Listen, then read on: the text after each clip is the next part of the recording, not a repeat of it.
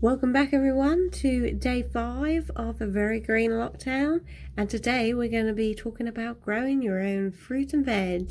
These are onion seeds. Look, they're so pretty. Back in my garden, it's a really sunny day, but just going to show you where the magic happens in terms of growing your own vegetables. Growing your own fruit and vegetables is a really good idea for helping the environment, especially if you're doing organic growing of fruit and vegetables, because you're growing the amount of food that you need and you're reducing the amount of waste. You're also growing things locally and there's no carbon footprint there in terms of the transportation of your food. So I definitely encourage giving it a go. Plus you save a lot of money. I've saved a lot of money last year, not just on the actual buying the food, but also the transport of going back and forth to the supermarket.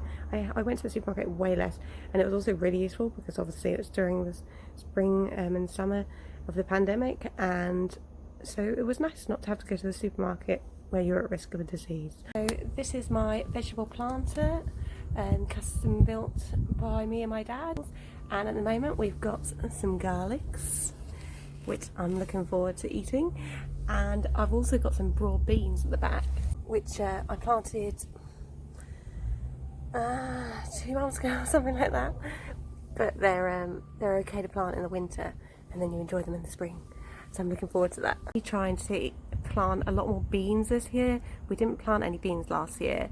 It was my first year of growing my own veg and it went surprisingly well. You can see everything that I grew in a list just here. So this year I'm going to try and do beans as part of my efforts to eat less meat and get protein through beans.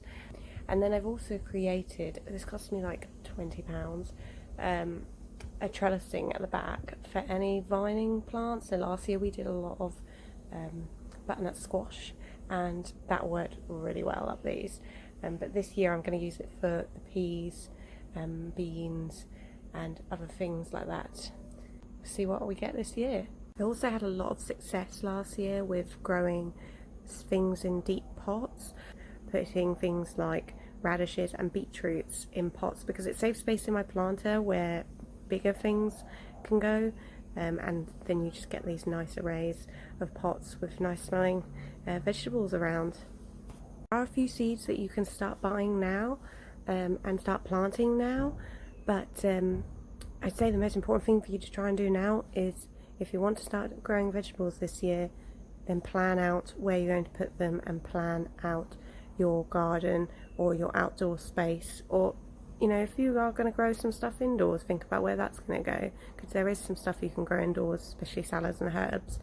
So you can do this on paper, but I'm going to show you a way that I do it, which is actually online and it's very efficient.